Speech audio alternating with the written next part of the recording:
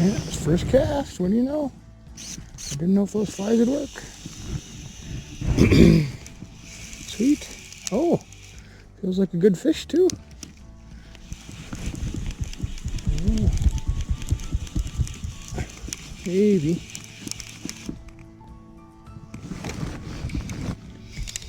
Ooh, yeah, a lot of weight there. Cool. See what we get.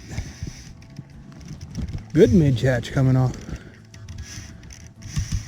Really tiny.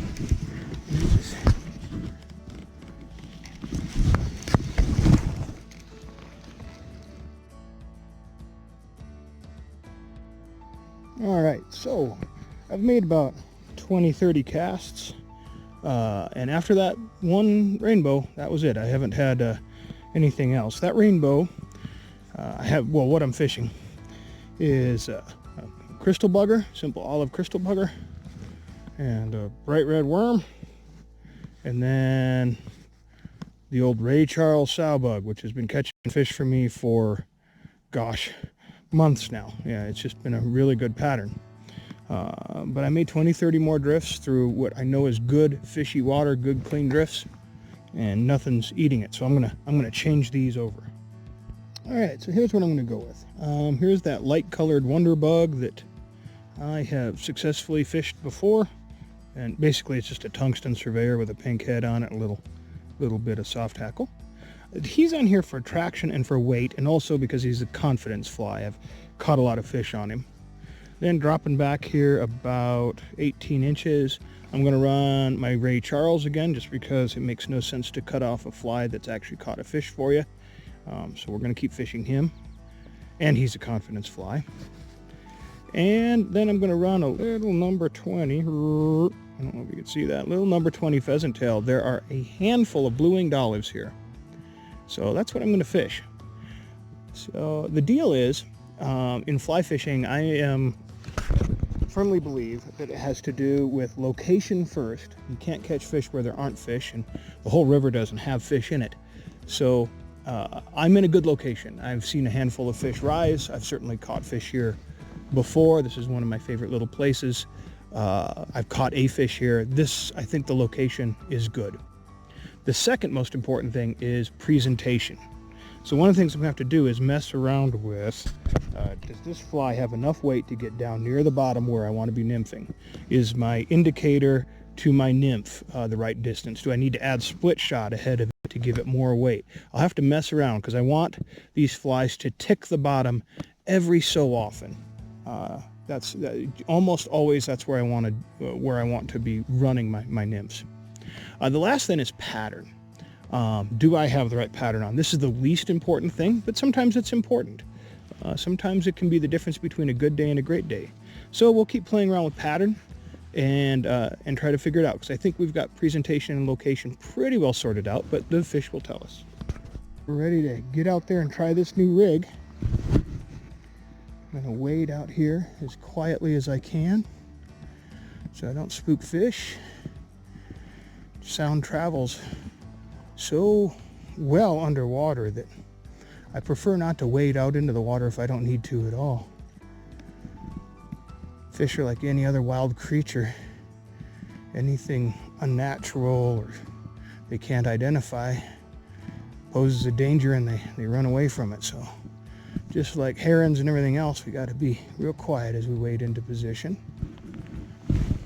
That includes casting. So I'm going to make my false casts away from where I want to fish, not landing these flies with a water load over where I want to present them to. And we'll put them out there first drift with the new rig. Let's see what happens. Hopefully you can see that indicator out there. Pretty good clean drift, better mend it. Oh, and there we go, just like that. What do you know? Okay, are we onto something? That actually surprised me because I didn't feel like I was in the right place on this run. Cool, a lot of head shakes. Might be a whitefish. Well, I don't know, acting trouty now a little bit. A little more power and a little bigger run, a little bit of a run. more weight. Oh no, I believe that's a trout. Oh yeah, that's a nice trout.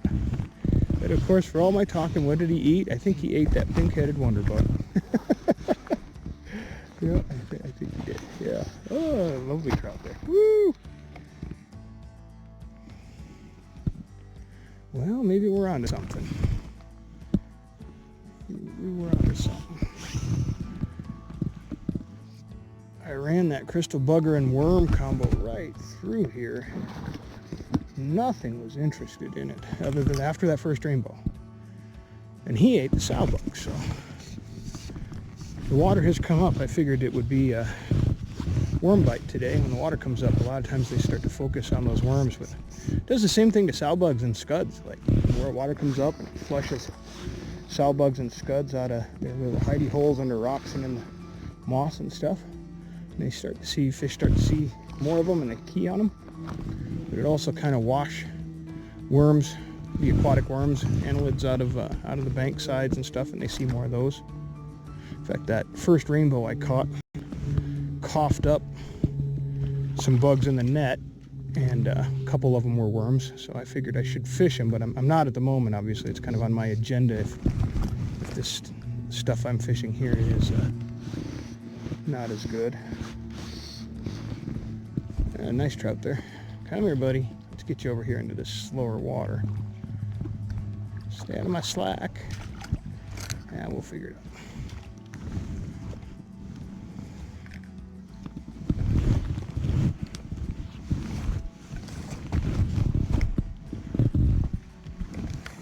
out. Cool. Yep.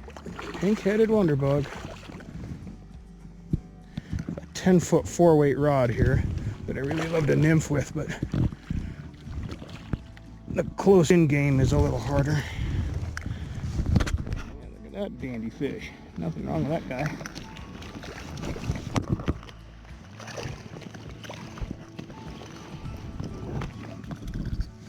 Pink-headed wonder bug.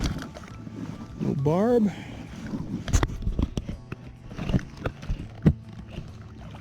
Thank you.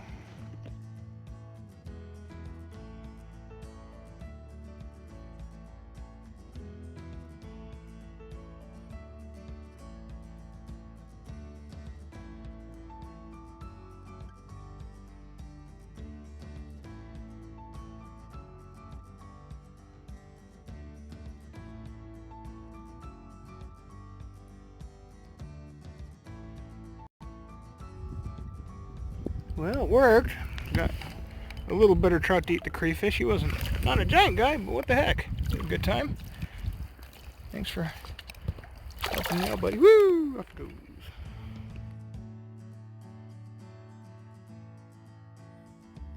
Okay. Thanks there, Mr. Snake River.